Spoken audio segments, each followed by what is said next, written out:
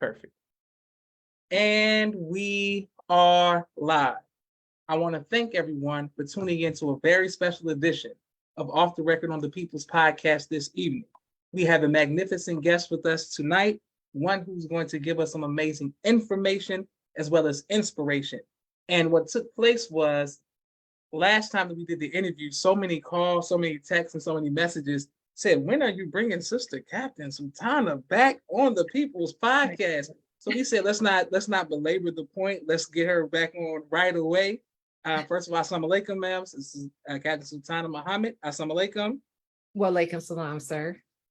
Yes, ma'am. And on behalf of myself and my family and the viewing audience of the People's Podcast, we thank Allah for you taking time out of your busy schedule to come share some words with us and some history. The first question that we have for you, ma'am, is we have a lot of questions, but the first question that we want to know is, what made you accept your invitation into what was known as the temple at that time? Well, like I said in the previous interview, my mom purchased the Final Call week on a regular basis. And I forgot to mention, I don't know how I guess I do know how, but my brother, when he was 13 or 14, he had begun to come to the temple also, but he, my mom, that's not exactly where she wanted her son to be. So, she had a lot to do with stopping him. He went for about 90 days and that was it, because she gave him a hard time, and so on and so forth. But what brought me, I would hear the arguments between the two of them, and I'm listening like, oh, God is black. Okay, this, that, and the other, So I was over here getting, like, wow, listening. But really there were two sisters at a park across the street from Berkeley High School that I attended at the time. And they were in full MGT garments, and I happened to be in the park at the same time. It was during lunch or something. But anyway, there was a young man there. I guess he called himself interested in me. He went to school with me also, but he was a year younger than me. And that was like an insult. A 10th grader and you're in 11th. It's like, oh my God. So, he began to, he would always show interest and, yeah, you think you this, you think you that, Robin, this, that, and the other. And I'd be like, boy, little boy, but anyway, he started a problem with me at the park that day. Now, so he said something to me and I said something back to him, of course, flip mouth, young people, how we are, yes, were and are. And it got worse and worse. So he started talking more crap, and so did I. And then the sisters, it looked like it could really escalate into something. It really did, because it was about to be a problem, me and him. I mean, literally, probably physically a problem. It had gotten that heated. And so the sisters really kind of saved somebody, my life, his life, somebody's life. I said, sister, and I'm looking around, looking at them, and they're standing over there, beautiful colored, pastel colored garments, headpiece, just full MGT garment, and they wore them to school.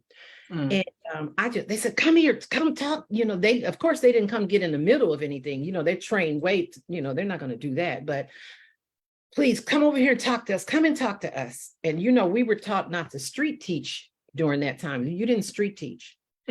I think that had they not started doing a little street teaching with me, I probably would not have come to the meeting either that night or the next day. I can't remember if it was that night or the next day. But they stopped an altercation because, young people carry weapons. And back then it was knives. You know what I'm saying? You had to, that's just what you did.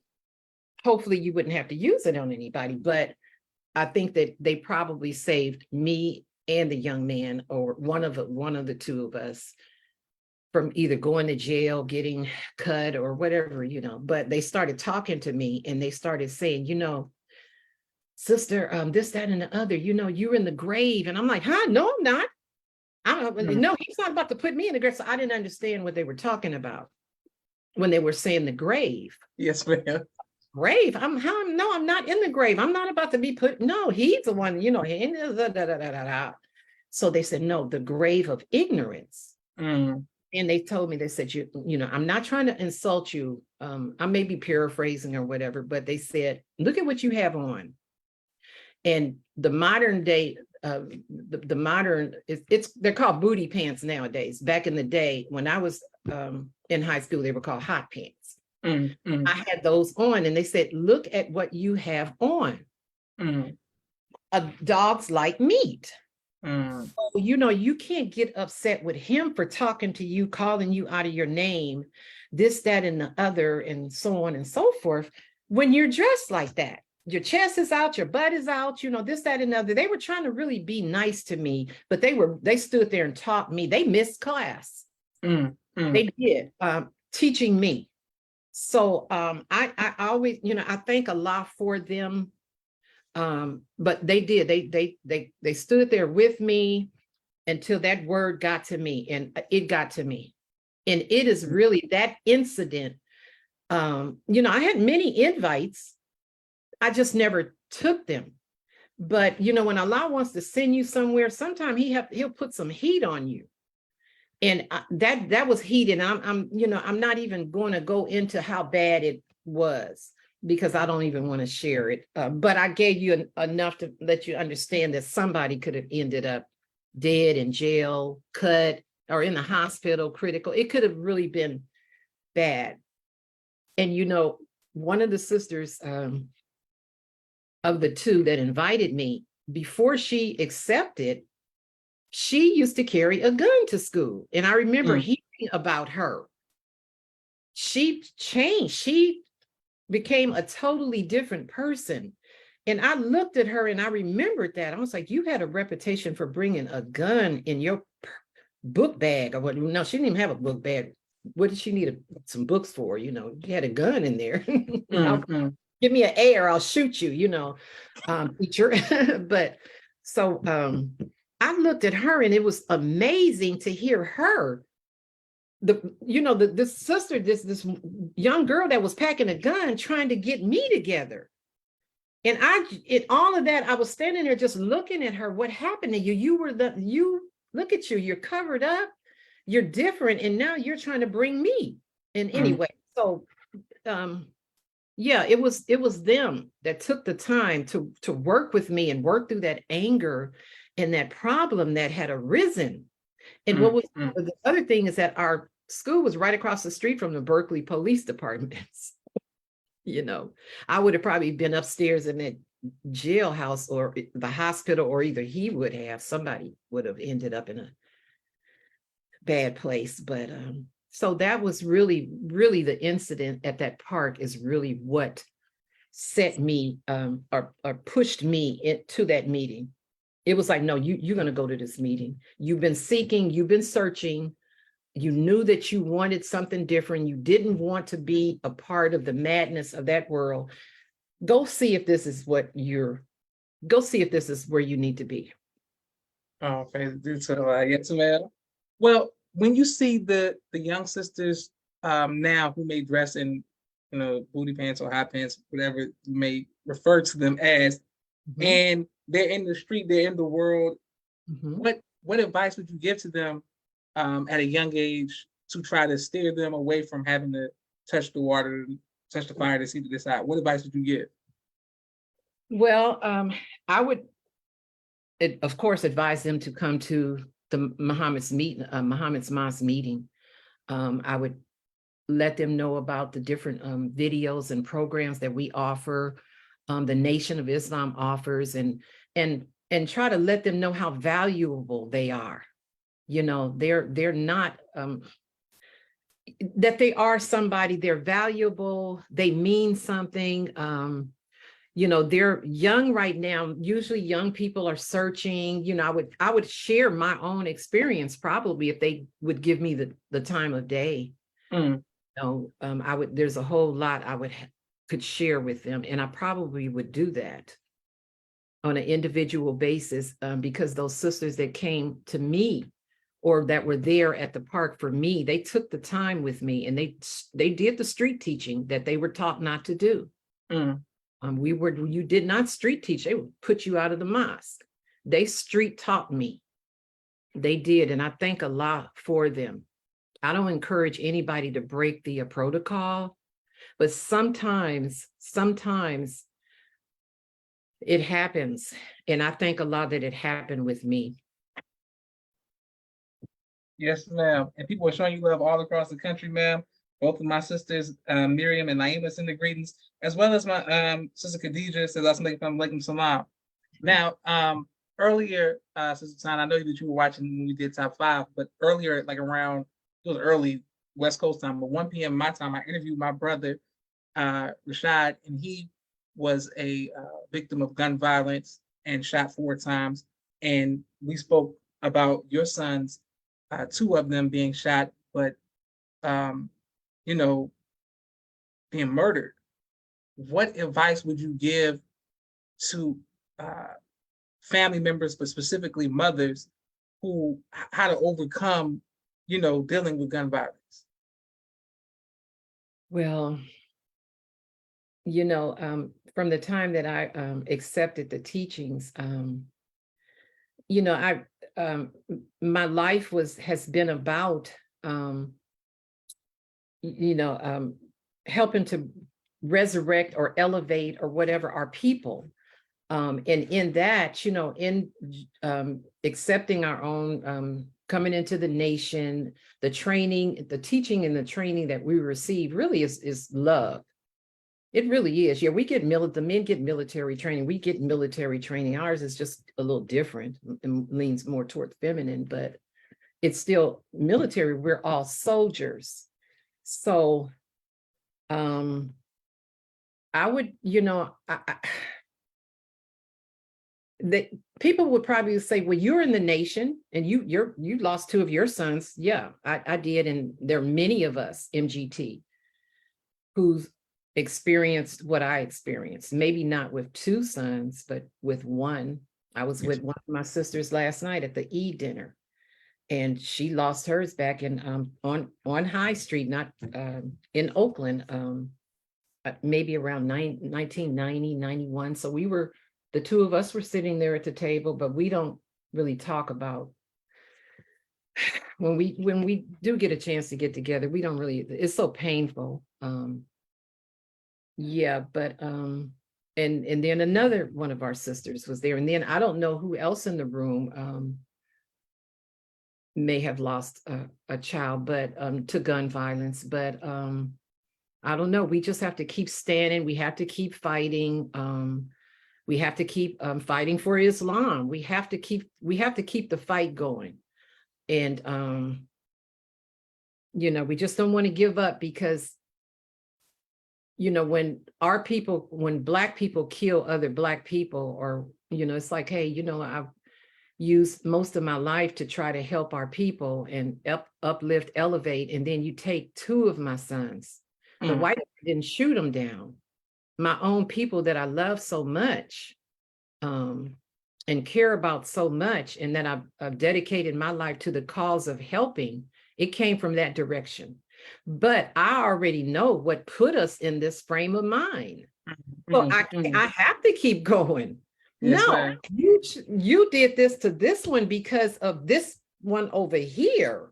You know what I'm saying?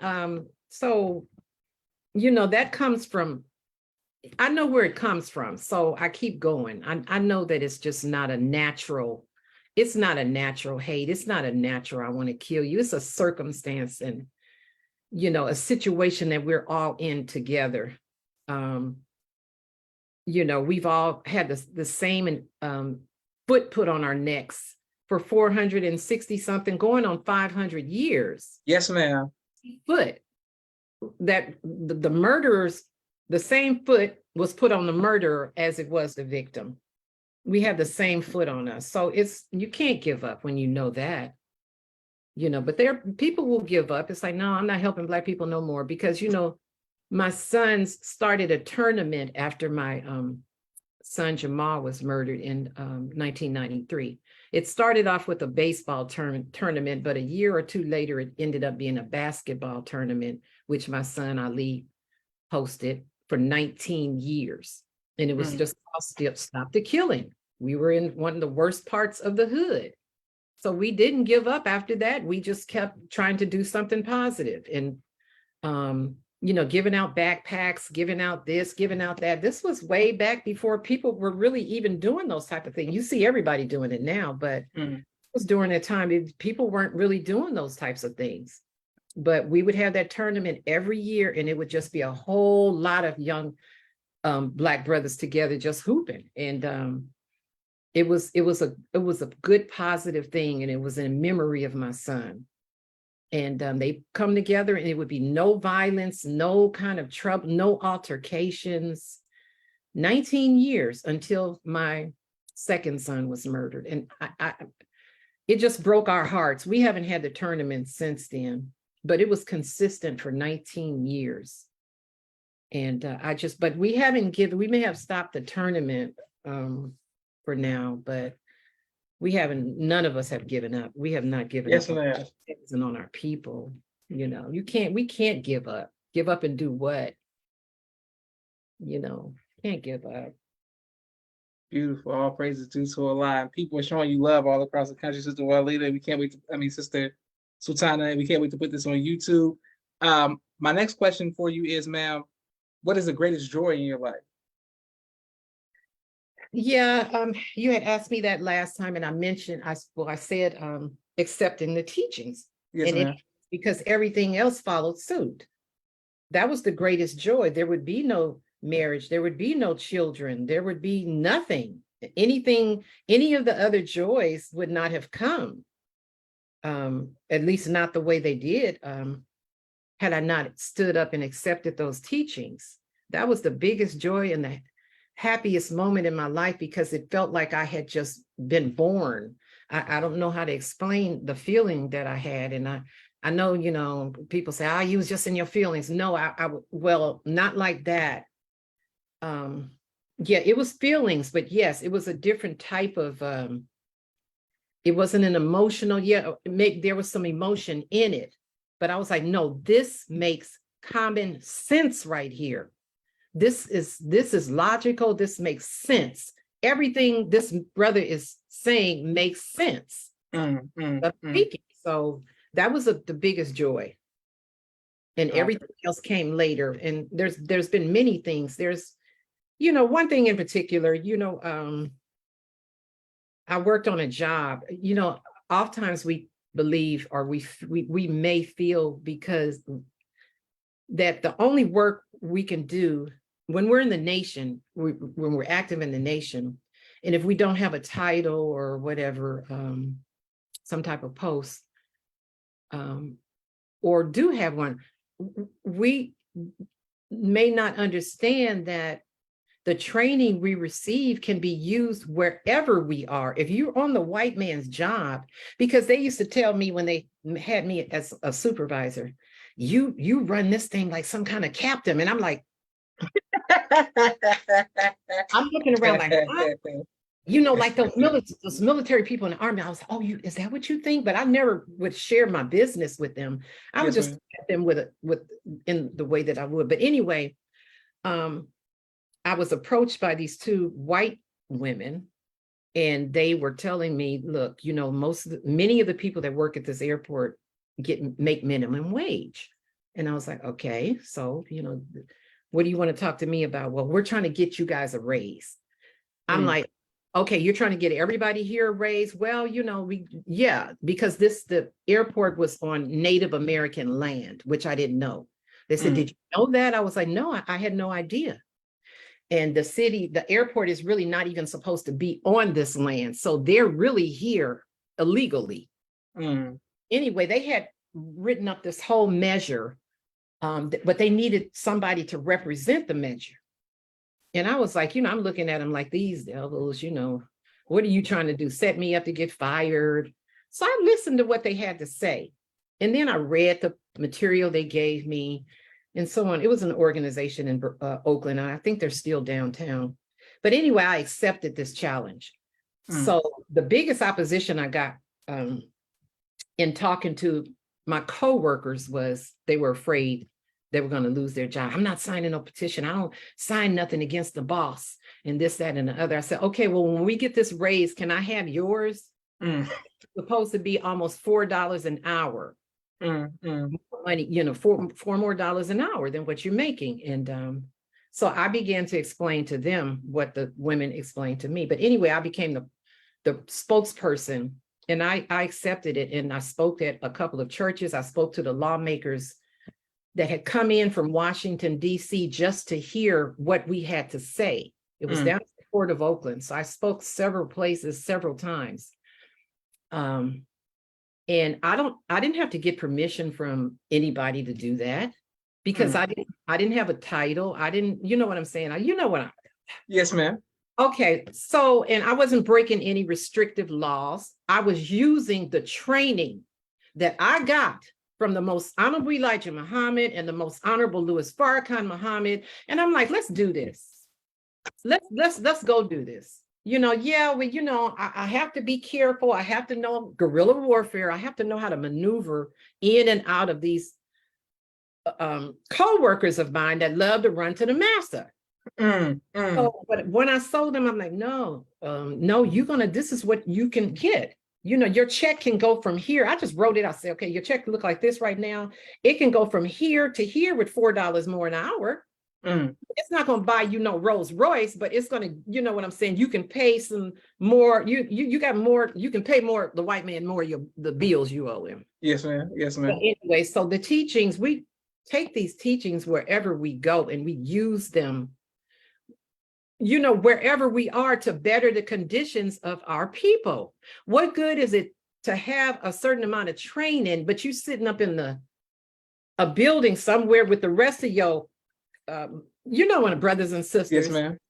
You know, and I'm not saying that that's what everybody know, because we're steady in movement and, you know, selling the papers, doing this, doing that, trying to get our, you know, resurrect our people.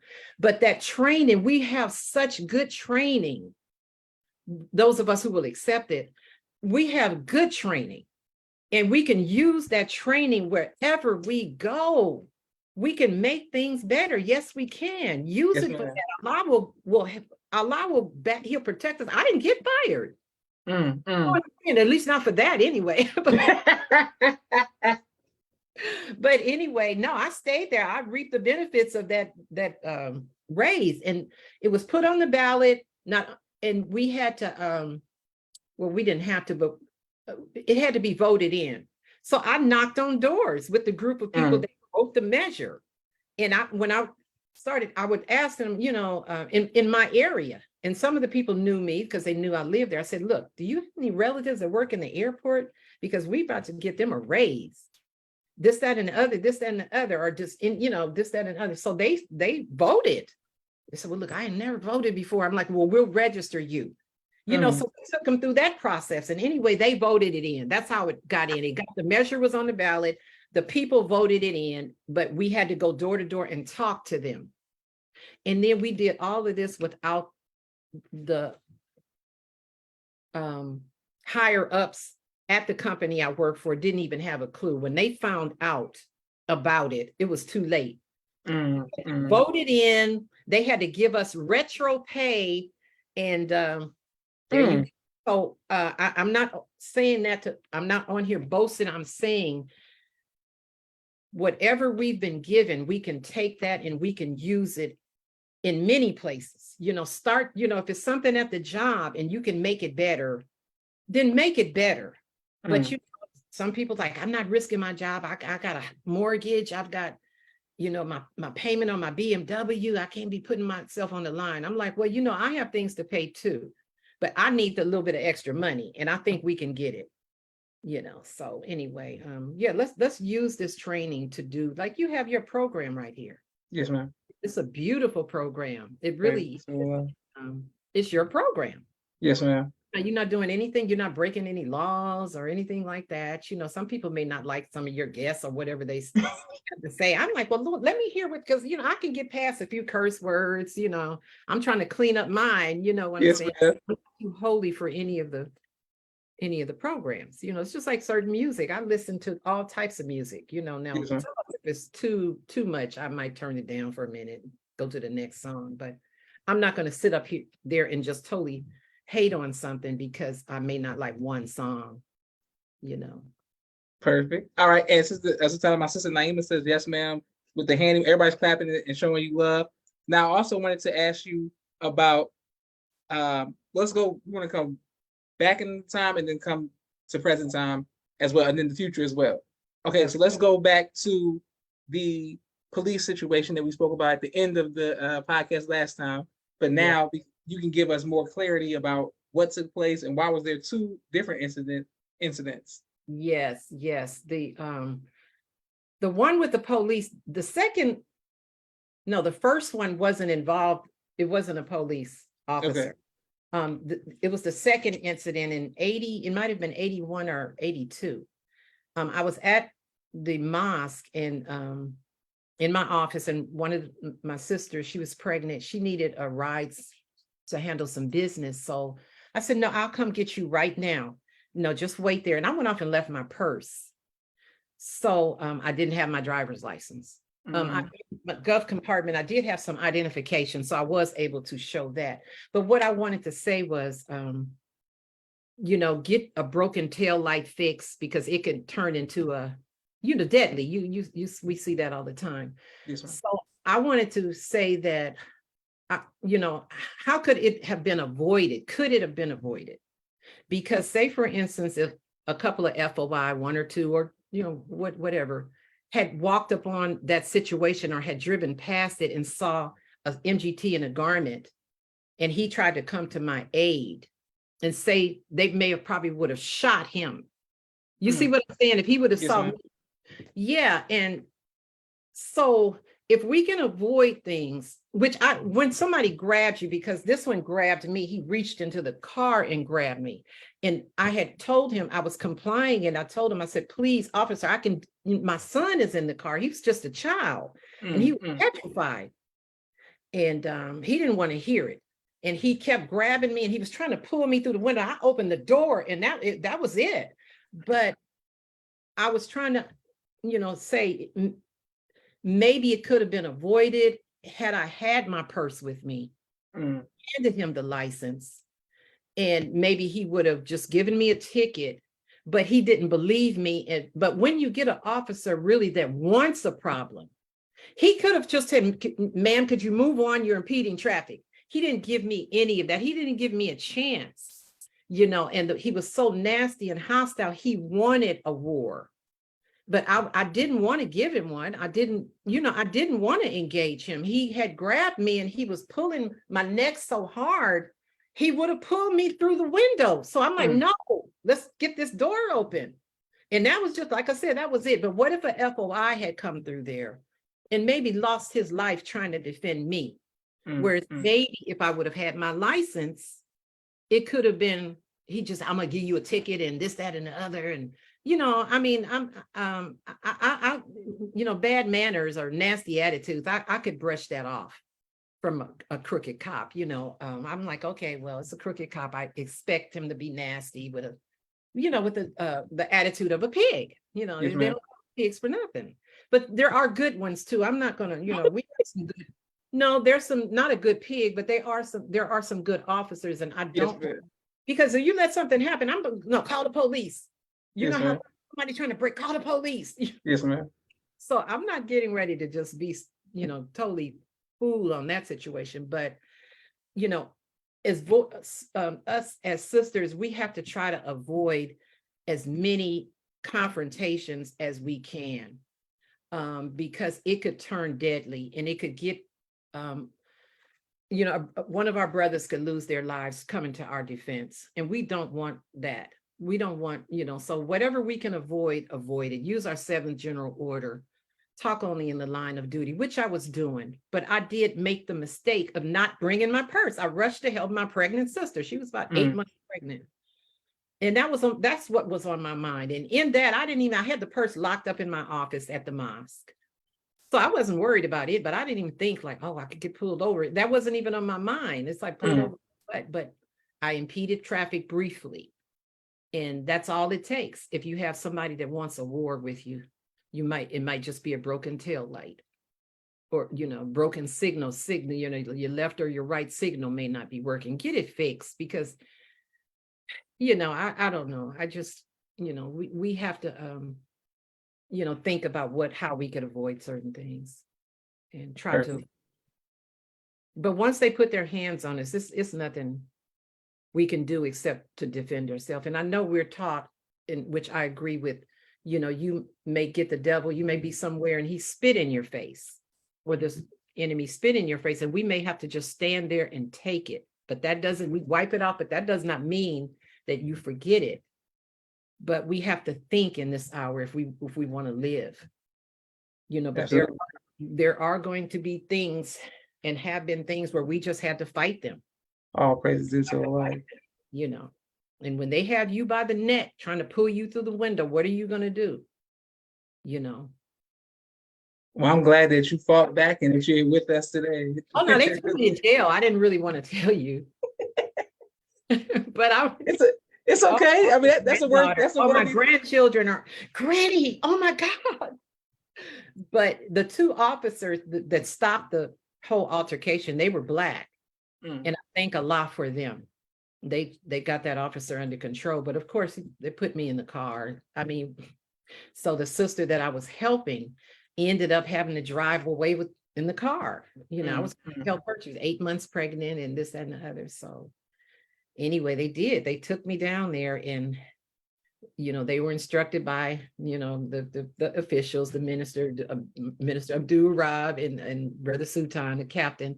They told the believers to tie up the lines at the police department.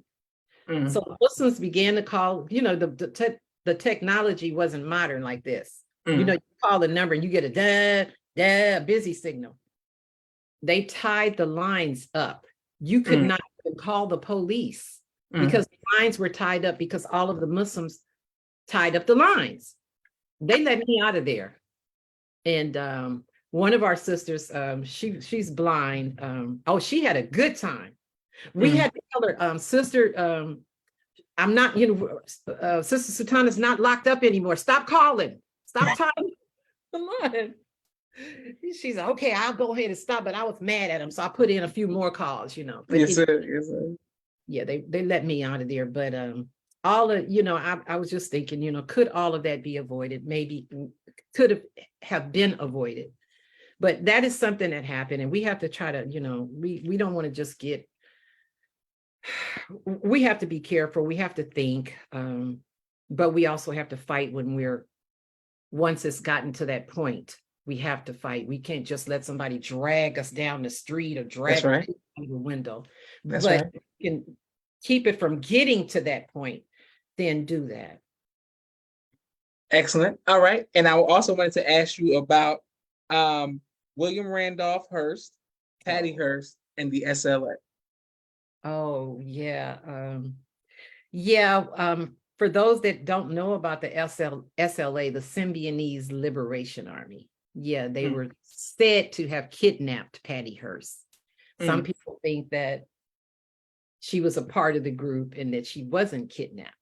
But anyway, one of the demands that were put on William Randolph Hearst was to feed the poor people in the community, to distribute food, good food, steaks. They wanted steaks and lamb and all of the good stuff. He said, don't put any cheap food. That was another demand. We want good food, quality food. And we wanted, distributed through the poor communities in Oakland and San Francisco. So they were put in touch with Muhammad's temple in Oakland and in San Francisco. They wanted the Muslims to distribute the food in the Black community. We had businesses, what I'm saying, all over Oakland, all over San Francisco, well, many parts of San Francisco. So we were like the perfect people to distribute this food. And they knew we weren't going to try to steal the food or anything. Muslims don't steal, Yes, sir. Wanted the food to go to the people in the community. Like we see our brothers today, where the brothers were out in Chicago, two meals. I mean, that was just beautiful. Just beautiful. The sisters packaged up all of those dinners, and the brothers took them out and to the community. They didn't take us out in our garments and clothing. because if something happened out there, they would have to come to our defense. You know what I'm saying? So no, Yes, you go here, package up these dinners. It's not that thing like, sister, y'all stay in the kitchen. No, send me in the kitchen. Now I have no problem with that part. I don't need to be out there with y'all doing that. I do my delivering of food to feeding the hungry, but I have a group of people sick, people that I know, and I take them their food, and I do this all the time, not just during Ramadan, but anyway, but it's safe because I know these people, they're home delivery customers, this, that, and the other, and I've been knowing them for years, but, and then I add on a few new ones. But anyway, I wanted to say, one of the days the situation turned really horrible, and you could probably Google it and see a big rig truck in front of the Shabazz Bakery at 88th and East 14th, which is International, in Oakland, being ripped apart. Now think of a big rig. The only thing that could rip a big rig apart is if it to fall over a cliff or something, or a hurricane. You've seen those hurricanes lift them. Yes, ma'am. Those tornadoes lift those big rigs. Our people tore that big rig apart. The sides. I mean, this is one of them huge big rigs. They took, I don't know how they were able to tear the metal or whatever, the steel off of the big rig. When they got through with that big rig, it looked like one of those vehicles that you see that's been totally stripped down and have no tires, no windows, no sides, no roof. This is what they did to that big rig, trying to get the food. It didn't have to be that way. It was very organized. My brother Sultan, my ex, he was on top of the big rig. He was on top of the big rig because him and some of the other brothers were handing out the food. And they, like I said, the Lost Founds just went berserk and just tore the big rig up. It didn't want it to be organized anymore. And so, we don't know really who started the, what I'm saying? Some people come around anarchists are sent in to do certain things. And they took something that was really good and just turned it upside down, including the big rig. But they got all of the food. They busted out the windows of Shabazz Bakery, our bakery. And, they never do anything like that to our businesses, but they did. They busted the windows, but they didn't come in there and steal a loaf of wheat bread, all natural wheat bread, because, they wanted probably some white bread. Yes, ma'am. Yes, ma'am.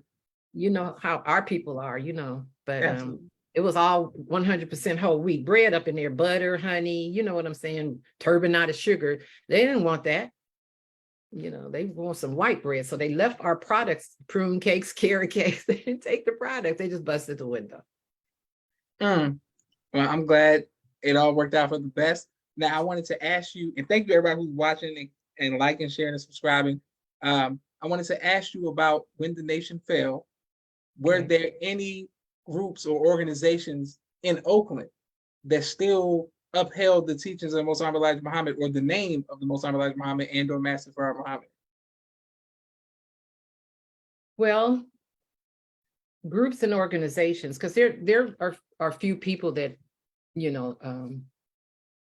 that never followed Imam Waris Dean Muhammad, but there's so few, the messenger said you could fit them into a taxi cab.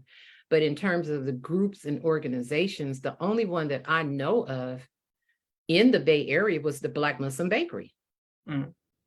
They did not want to hear anything about that. They were not trying to go with that. They were still repping the messenger, the savior and the messenger. I used to go in there just to smell that reminder of the wheat bread, and because I missed our businesses. I know the nation had just fallen, but it's like, our businesses started shutting down like right away.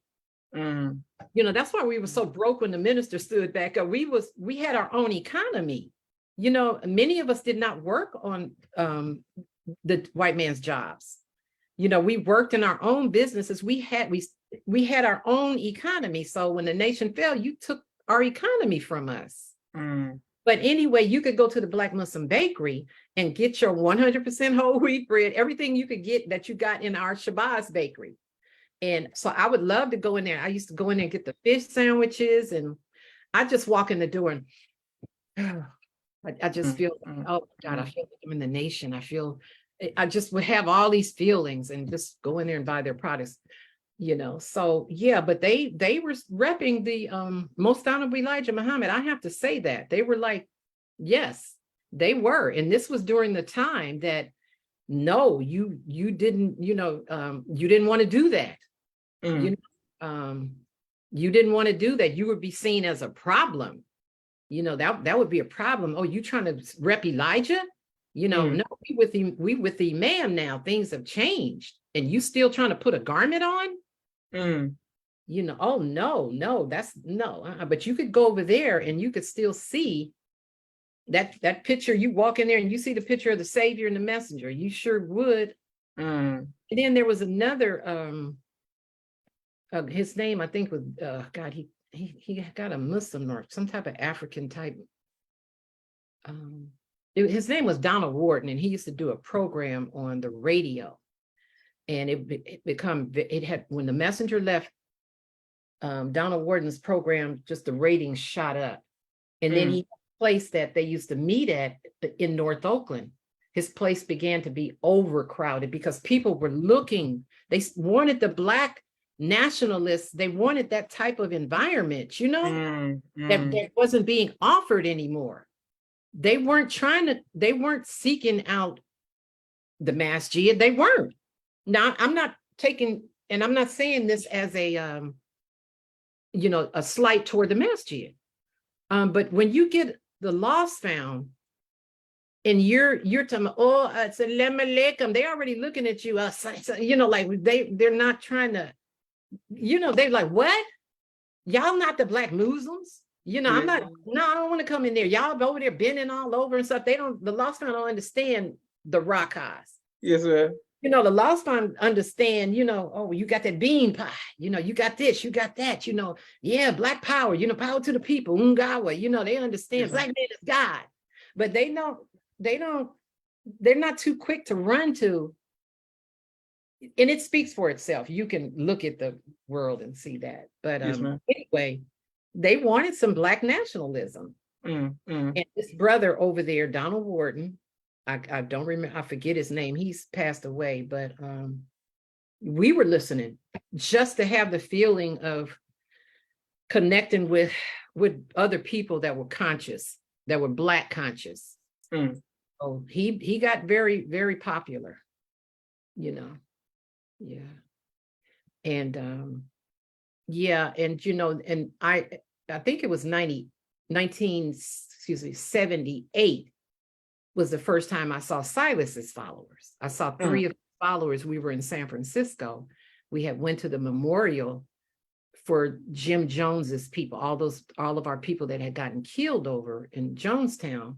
There was a big memorial held in San Francisco, and myself and my ex, we went over to the memorial because we were still looking for causes and things to, what I'm saying, to help with, show sympathy for, or whatever. But that's where I saw three of brothers, and I was like, who are they? Because I didn't know anything about Silas, and I didn't read the Bible to know about him, because I wasn't raised up in a house with Bibles. So my grandparents had them, but my mother, she was not. Don't come in there talking that to her. She wasn't trying to hear nothing about the Bible. She was just one of those kind of people, but she fed the hungry, the poor. You know what I'm saying? She helped the needy. Those things that they tell you to do, that Jesus did, she tried to do those things. So it was like, look, I'm trying to do all this stuff. So why do you want me to come up in here with you with this Bible and this, that, and other? So we didn't have a Bible. We didn't have the white Jesus in our house. The picture, we had Huey Newton, Angela Davis, George Jackson's posters. We had all of those types of things. And the man with the tam, and I can't remember the Mexican brother. Yes, we had those people in our house. That was who we had. We didn't even have Dr. King's picture up. But in all of that, sometimes Negroes are confused. My mother had John Kennedy. I'm like, I don't understand. I'm not quite understanding this. Yeah. Anyway, people be confused. So, people. Yes, ma'am. But sister, people are showing you love, saying praise be to Allah. Sister Khadija says, yes, sister, you better teach. And thank you everyone who's watching all over the country. Can't wait to put this on YouTube. I also wanted to do, we have a quick 60-second commercial break, and then we're coming right back to our sister Sultanah, and the great work that her and her family helped do to establish Islam in North America, but specifically in Oakland and in the Bay. A camera and a drone. He does television and film editing. Please reach out to him if you need any of those services. Sister Miriam's ABC I Love Me, children's book and coloring book, and now Spanish book. All three available on Amazon.com. Sister Naima's Stay on Point Dance Academy, LLC. She teaches ballet virtually to young girls all across the country, right here in the studios of Atlanta, Georgia. Brother Kenneth's Bow Tie Maker Extraordinaire. He'll ship you bow ties anywhere across the nation. Dr. Henry Carter's King Henry Turkey Legs, right here in Atlanta, Georgia. Brother Rashad Muhammad's COVID-19 Disinfected Cleaning Services, out of Chicago. Student Minister Sharif Muhammad's book, A Soldier in the Movement of Christ, available on adulsharif.com. And lastly, Brother Joshua Muhammad's book, Cleopatra, as well as No Father, No Excuse, both available on Amazon. If you would like to donate or... Perfect. All right, we're right back to our Sister Capt Sultanah. Okay, the next question. Emeritus. Emeritus, yes, ma'am. Okay, I also wanted to say, speaking of Huey Newton and Oakland, the Black Panthers being, so strong in Oakland, that being their founding and stuff, was there unity between the nation and the Black Panthers when you were in Oakland? Yes, there was never a time when there wasn't any unity. Because the Panthers came out of Oakland Temple. Huey and the group, they came out of Oakland Temple. Yes, ma'am. Yeah. Good. Praise to Allah. Okay. Excellent. All right. My next question that I have for you is, how was your Ramadan then, ma'am? Okay, you said, how was my Ramadan? What? How was your Ramadan? Like, how was your Ramadan? Oh, it was beautiful. It was beautiful. It's like I always hate when it ends. But it doesn't have to end, because the Most Honorable Elijah Muhammad gave us a Ramadan way of life. So it doesn't have to end. But you just start feeling like, I don't know. I mean, I'm happy. It's like, hey, I can drink some water, but it wasn't really that big of an issue. Or a cup of coffee during the daytime. It's like, you know what? I'll go without coffee and water all day to have that the beauty of the unity that we have when we're all fasting, reading the Holy Quran. Forget some water. Yes, I would rather be in unity with the rest of my brothers and sisters any day, like I said, than to eat all day long during the daylight hours. Or either once a day, whatever, because we don't eat all day long, but you know that. So, but I would rather do a Ramadan way of life.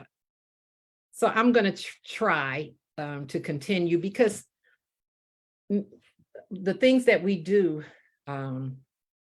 anyway, we pray, we read, hopefully we read the Quran. We don't just wait until and read 30 parts at a certain time. Yes, ma'am.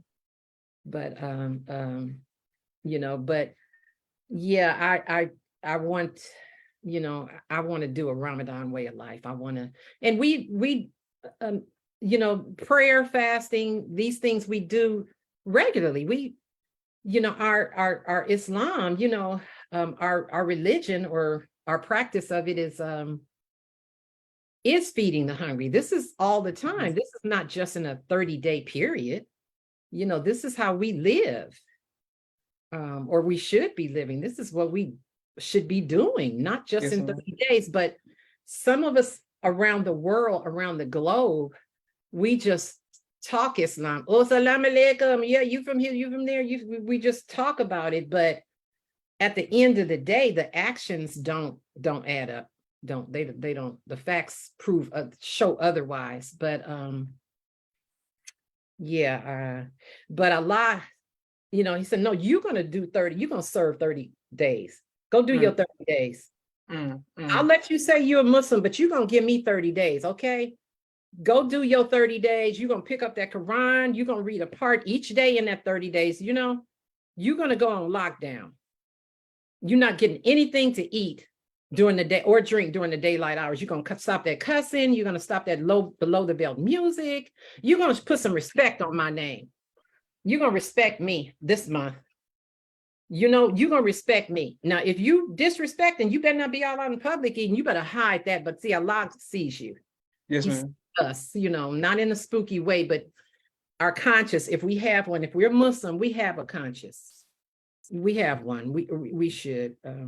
But anyway, yeah, but it was beautiful. I'm looking forward to continuing in the Ramadan way of life that the most honorable Elijah Muhammad has given us, is given us, the Honorable Louis Farrakhan Muhammad is giving us, 1 meal a day restrictive law. We may eat a little earlier now between 4 and 6. Let's stay with that. Practice that, continue to say the prayers. I mean, what really else is it that Ramadan that we do that we don't do anyway as being a follower? Well, what is the difference? Is it just the food and water thing? I mean, food and drink, is that basically, is that what? Because we do that most of the time. Those of us trying to practice. But like I said, we got the renegades that say, yeah, I'm a Muslim. We show up to mosque, I've been guilty, it's like, oh, here comes Sister Sultanah. Yeah, here I come. Yes, ma'am, you know me. I might, but we sometimes have that little renegade in us sometimes, but it's like, no, you're going to serve 30 days. Go do your time. So let's try to make it 365 days. I don't mind serving 365 days. I'll go do that year, that 2 years, 30 years, 40 years. I'm 67. I accepted at 17. So I'll do those years. Now I've had some renegade in there. It's not like, oh no, she's straight. Like, no, she's she's bowed about it. That's an old ancient term. That's so ancient. She bowed about it. I'm resurrecting bowed about it. No, I'm not. You're not always bowed about it. 360, but I'm close to bowed about it as I can be. Yes, ma'am. Wonderful. Yes, ma'am. People are saying, showing you love all in the comments and all across the country. We have 2 more questions for you. Last time we spoke, I'm a fan of music, so I asked you about music. But this time I want to ask you, what's your favorite movie to make you feel good? On your show previously with different people, when you guys were talking about the movies and stuff, I was like, oh my God, they would really have a fit about me with the movies I watch. Because one of the guys on your show said, oh, you must be talking to a white girl because there's nobody watching them movies. Who watch Peaky Blinders, Peaky them, and I'm thinking like, don't get me started. My grandchildren will tell you, Granny, what are you in here watching? You watched all episodes of every Queen Victoria movie ever made. You watch this, you watch that, and you watch all these period pieces. Gotta watch the period pieces. Because I don't like to watch Black people acting white. That's why I don't watch a lot of our Black movies, because I'm like, I can just go watch the white people because I get angry watching Black people act like white people. And then we act like the degenerate white people. That's right. Now, at least I can go and watch these white folks on here, the Duke, the Duchess, the Baroness, the Baron. Yes, ma'am. Yes, ma'am. Titled people who, whatever civilization they had, they got it from us. Yes, ma'am. They stole it from us, or we had to teach it to them. I would just rather watch these people. And I mean, some of them are so cutthroat. If you really want to watch some politics, some cutthroat, watch them. Yes, that little stuff we're doing over this little stuff we're doing on these programs, I was like, get out of here. Go. You need to watch this one right here. Yes, ma'am. You know, I mean, to tell you, I'm watching the series now. Oh God, what is that? I want to call it Poldak. Oh, the one that I've been watching. There's a devil on there. If you really want to see a devil operate, excuse me, there's a Caucasian on there. If you really want to see some evil actions, and he's so, high and mighty, they're so high and mighty in their attire, but the evil that they're perpetrating does not match the clothing at all. They, I mean, just sophisticated evil with all of the fine manners and the waltzing and all of this, just evil. Yes, ma'am. But here we go. We get all on the dance floor. Oh, I'm about to, I'm not saying every movie, but most of the movies we're imitating the white man. This is not us. This is not how the original man acts. But anyway, I don't want to take too much longer. I'm sorry. Okay. No, you were teaching. I had some suggestions for you as well. There's a television show on Hulu called The Great, and it's a period piece, and I think you may like it. Bridgerton, the first season, The Tudors, Game of Thrones. These are all like yes. You know what I'm saying? The Tudors is good, and the white princess, the white queen. It's all about like the that time period, and about how they went to war, the War of the Roses. Like these are some great shows about civilization, but very cutthroat, shows as well. Okay, now Sister Sultanah, one more question for you. What are you planning to do this year to celebrate? You said you're how old, ma'am? I can't believe you said that. 67. This whole time I'm thinking I'm talking to this. That's why I kept saying like I'm thinking you 37. I didn't know that you were 67. I don't know what to say. Thank you. Yes, ma'am. But I'm far from that. Okay. Well, what are your plans to do? I used to be 37. Used to be 37. Yeah, I used to be 37 30 years ago. 30 years ago. 30 years ago, I was 37. 37. Okay, great. You got it. Yeah, there you go. There you go. Yes, ma'am. So I wanted to ask, moving forward, what are your plans to do just to keep your spirit high and your faith as strong as it has been over the years? Well, I don't want to leave the teachings of the Most Honorable Elijah Muhammad under the guidance of the Most Honorable Louis Farrakhan Muhammad. That's the only way I can keep it strong. And Allah in the person of Master Farad Muhammad, I will never remove that from my thinking. And then watching I was sitting up there really engaged in your shows. So I hang out with young people. Yes, I hang out with my grandchildren. And my daughter, but she's in Chicago, but I hang out with, that's who I hate to use the word hang out, but that's who I'm always with. Yes, ma'am. I'm just always with these young people. They're usually my family, but that's who I'm around all the time. So I don't know, maybe it's they a bad influence on me because I be like, wait a minute. Now, this outfit I have on, I'm not trying to look like my granddaughter. Yeah, I mean, I'm trying to look like her, but I don't want to look like I'm trying to look. You have them old teenagers. Yes, ma'am. Yes, ma'am. I'm not trying to be an old teenager and look like them in their attire, but their drip. But I do need my drip to be, you know what I'm saying? I'm like, look, yes, I need to know, is this okay right here? I need to, exactly. Should I wear it like Brother Joshua's or turn it backwards? But I'm just having fun right now. But yeah, but thank you anyway. Yes, ma'am. Well, all praises to Allah. Well, I want to thank you for coming on the People's Podcast. We can't wait to put this on YouTube. I look forward to speaking with you in person, inshallah, to get more history from you. Yes, please give the greetings to your family on behalf of myself, my family, the viewing audience of the People's Podcast. This is Joshua Leonard Muhammad signing off. Assalamu alaikum, ma'am. Wa alaikum salam, soldier. Thank you very much.